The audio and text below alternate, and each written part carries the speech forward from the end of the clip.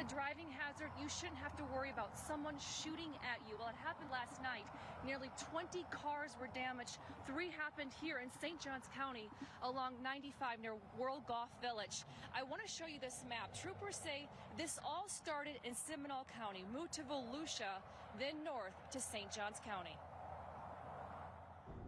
Imagine driving down the road on a seemingly normal day and having a bullet hit your car. Some people now know the feeling. We were just riding and you just heard a big boom and the window shattered. Everybody jumped up. Investigators say nearly 20 cars were hit by gunfire Wednesday night. It started in Seminole County along I-4, then continued all the way up to I-95 in St. Johns County. That's where troopers say 3 cars were damaged. Troopers believe it's connected to Seminole and Volusia counties. John James said he was visiting from Atlanta with family when glass shattered around him. I thank God that I'm alive, man, that it didn't strike any one of us.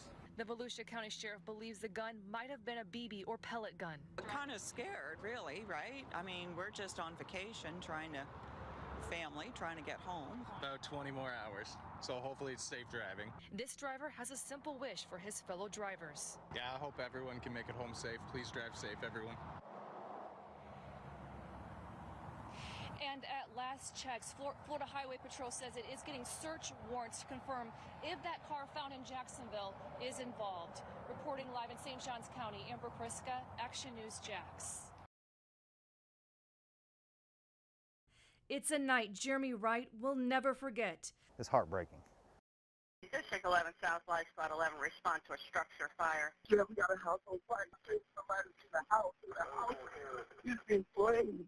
A burning home with a woman and child inside. This former Camden County firefighter describes feeling helpless. They ran out of water, not once, not twice, multiple times. Marcia Butler was also there. She watched as her sister and grandson died inside that burning home. The hoses were on the ground, and I was stepping over the hoses, and I noticed it wasn't any water coming through those hoses because it wasn't pulsating, it was flat on the ground. According to the incident report, the home was in a non-municipal water area. The closest water source was at the end of Ben Butler Lane on Liza Rudolph Road, the distance of about a football field. Call for service records show Engine 11, the first to arrive, used its onboard supply, putting water on the fire for 5 minutes.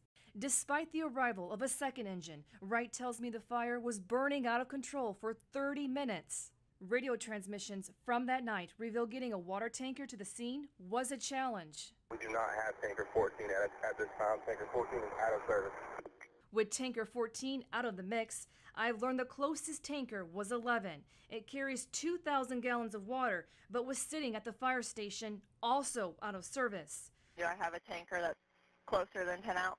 According to this report, engine 17, which is used as a relay pump, arrived on scene but malfunctioned. The calls for service show almost 40 minutes after the first call, firefighters were still waiting for additional water to arrive. Structure still fully involved, working on water supply.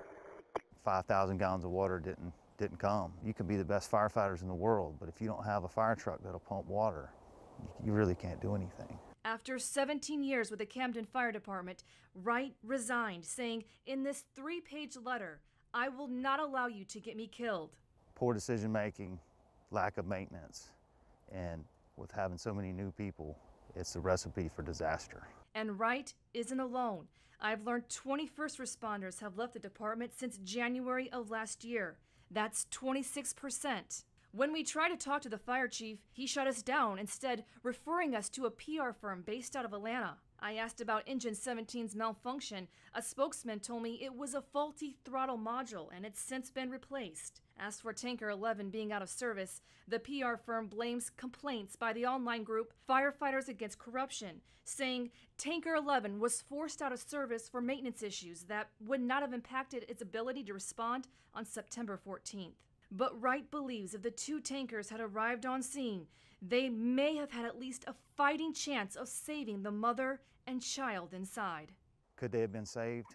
We'll never know.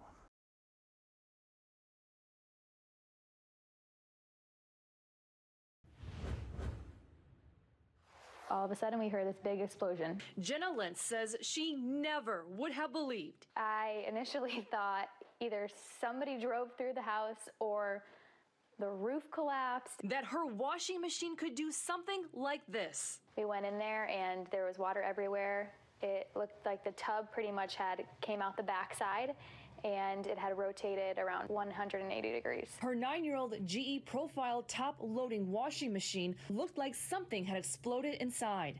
And then it punched holes right here and in the back as well. On the other side of that damaged wall, Lentz tells me her 1-month-old baby was sleeping. So it could have been really bad. She tells me GE sent a serviceman to check it out.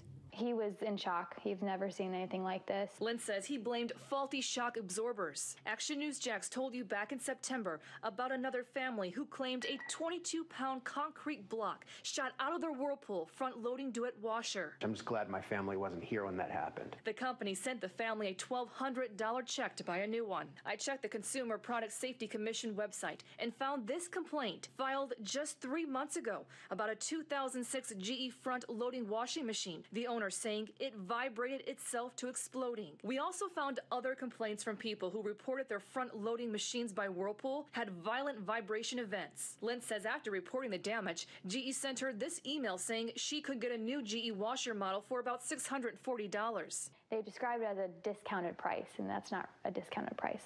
Hi, Wendy. This is Amber Krycka with Action News Jax. But when I reached out to GE, the company said something different. In this statement, a spokesman says they apologized and were in the process of exchanging the washer, adding GE Appliances is committed to providing consumers with products that are safe and meet our product quality standards. I'm grateful that nobody was in there when this happened, because it could have been really, really bad.